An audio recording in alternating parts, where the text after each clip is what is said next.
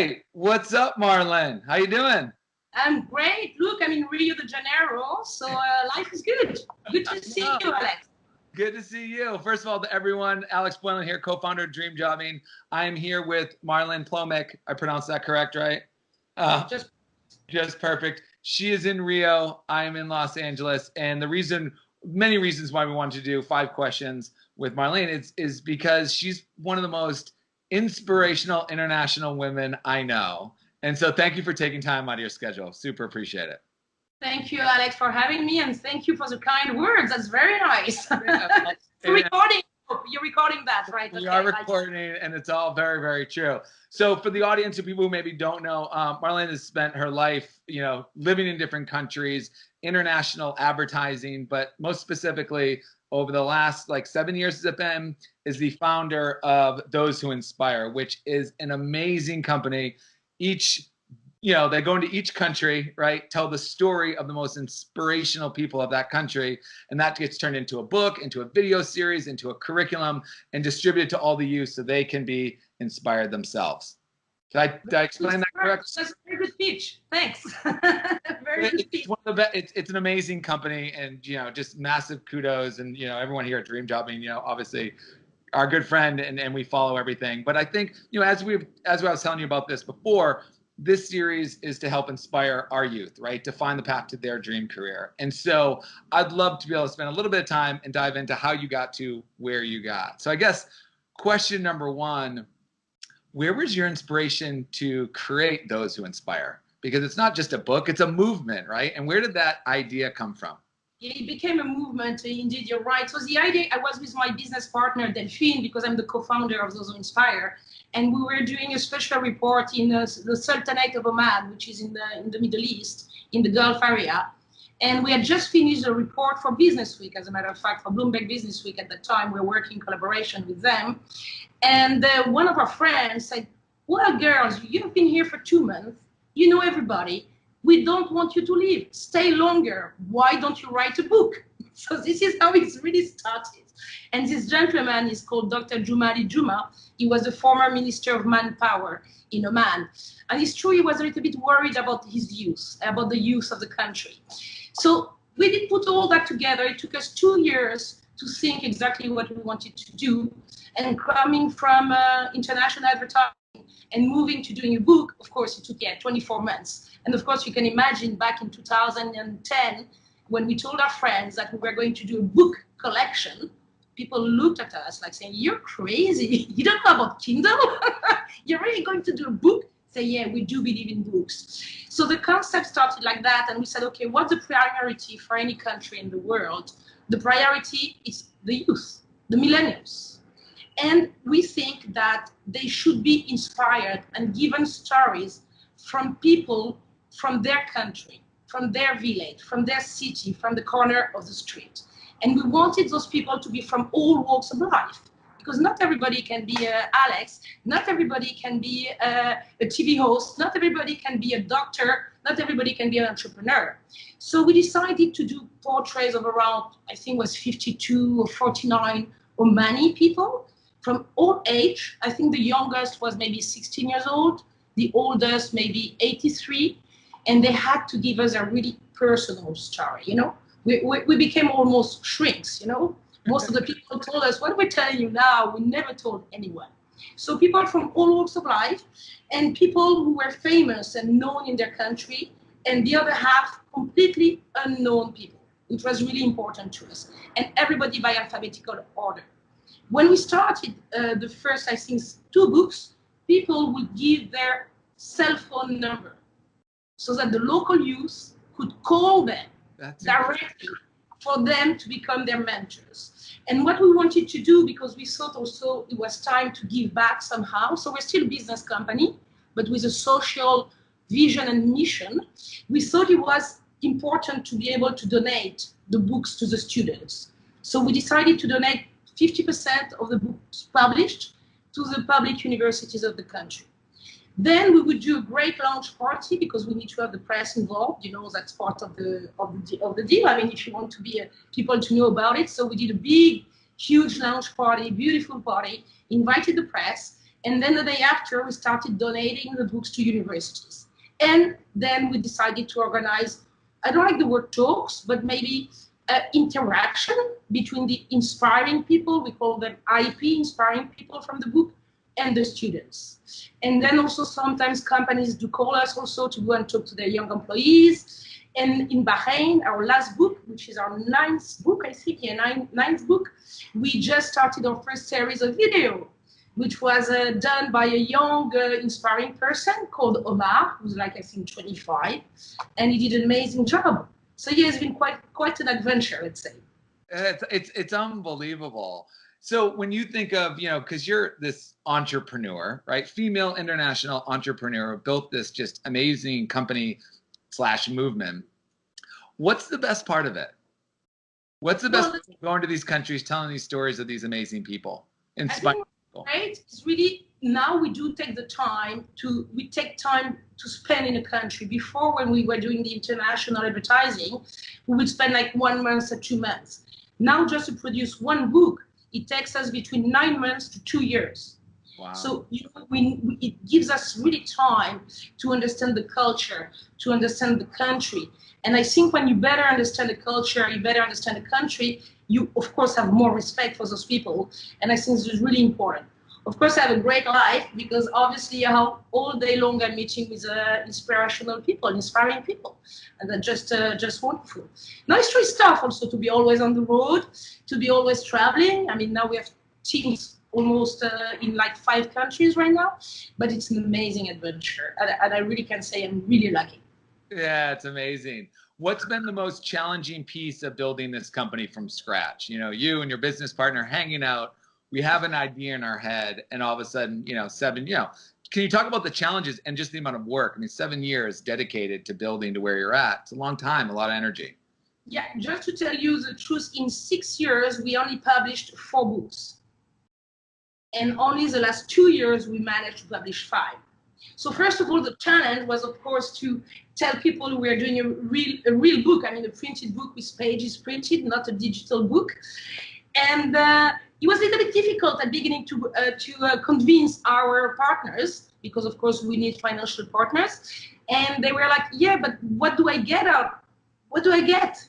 I said, well, you're getting nothing. You're just helping your country, and you're helping youth, and you're inspiring your youth. So, I mean, at the end of the day, on the long-term view, it's good for you.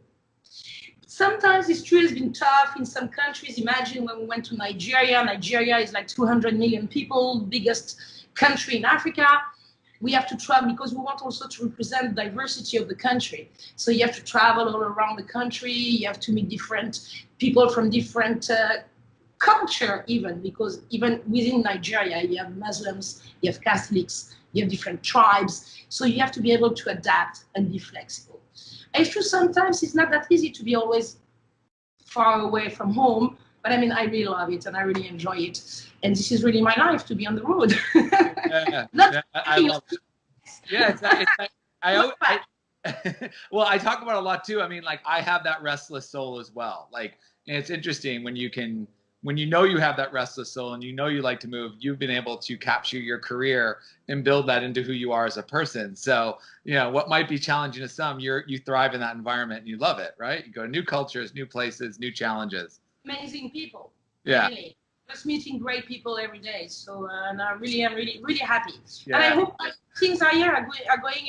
It's not a done deal yet, but now countries are starting to call us. So I guess we're on the right path. And I think that is such an interesting point especially for entrepreneurs or people who are starting their own business. 7 years of hard work, right? I can imagine the painstaking work, and companies and countries are just starting to call you now. You know what I mean? And I think it's a valuable lesson. We know it from dream jobbing here. We know it, you have to work so long to prove yourself, prove your business, and become part of the marketplace before people are ever going to call you. It's a grind. Give up and never give up. It just happened right now. I received a WhatsApp from some guy from Turkey I met like 5 years ago in Cannes, who told me, I just heard from a friend of mine in Dubai who told me about those who inspire when I want to talk to you to do something in Turkey. So Now it's a word of mouth, slowly, but as you say, it took time. It was really hard work, and it was sometimes, when we were in the UAE, United Arab Emirates, with Delphine, which was our second book. So it's only 10% of the population is local. So only 10% are Emiratis, 90% are foreigners, okay? And our books are locals for locals. So we only put local people. After 3 months in the UAE, we were based in Dubai, we had met 2 Emiratis. Wow. 3 months. Talk about a stumbling block in business. And then some people. Now that the road is going to be long because we wanted like 60 Emiratis and we couldn't even meet them. And then all of a sudden, I think with persistence and the locals seeing that you were still in the country and you were really believing in what you were doing, all of a sudden, the doors opened. You know what I mean? And we managed to do a book. I think we had 67 Emiratis. I think we did a launch party with 200 Emiratis, and even the Emiratis said they had never seen that many Emiratis in the same place. So yeah, perseverance, never give up, and yeah, don't. I mean, I don't like to listen to people who tell me, oh, that's not going to work, or it's not possible, or it's crazy to do a book in 2011, 2015. Just follow your gut, I guess. That's a great advice. So you were telling me a story before we started recording for this video, and I think it'd be great to tell it here.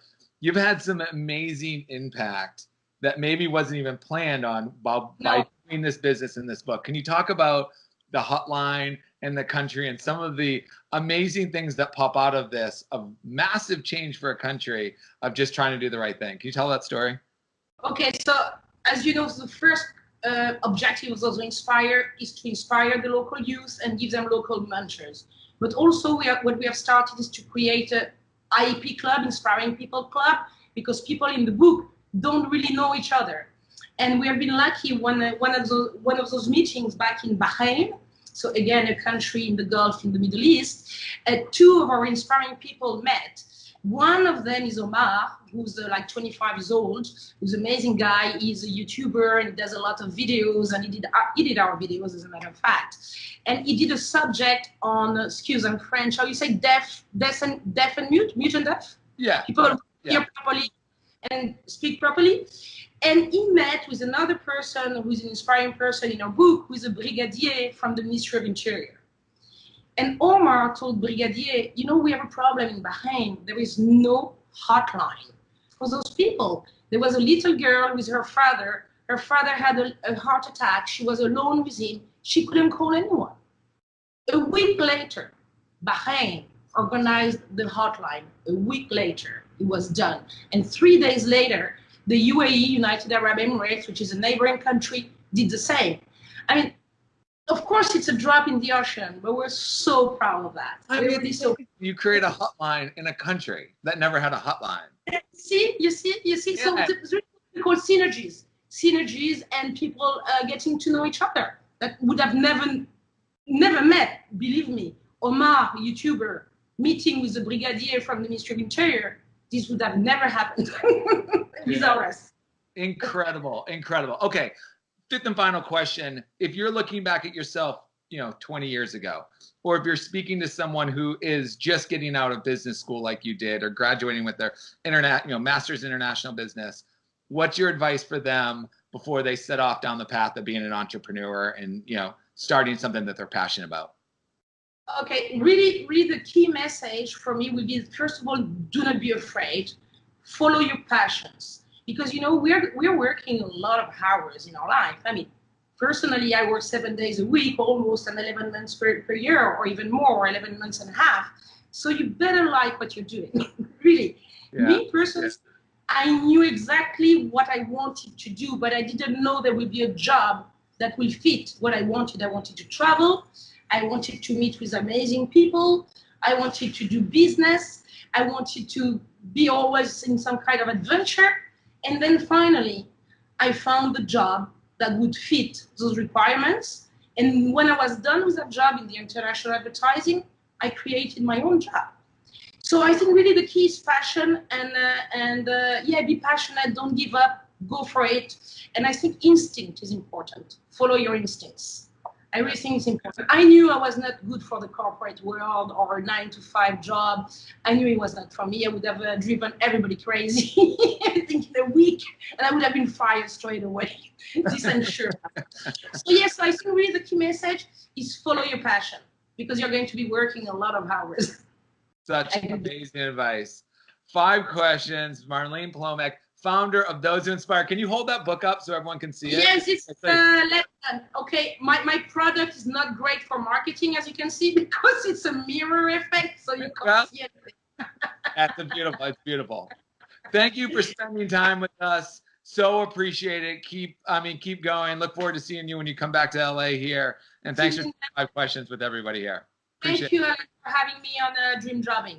You're wonderful. And you inspire me. You guys inspire me every day, and I really love what you're doing. And I really love the concept since day one. And I think it's just superb, as the French would say. Thank you. Thank you, Marlene. Take care, Alex. Cheers, guys. We'll see you next time. Take care. Bye.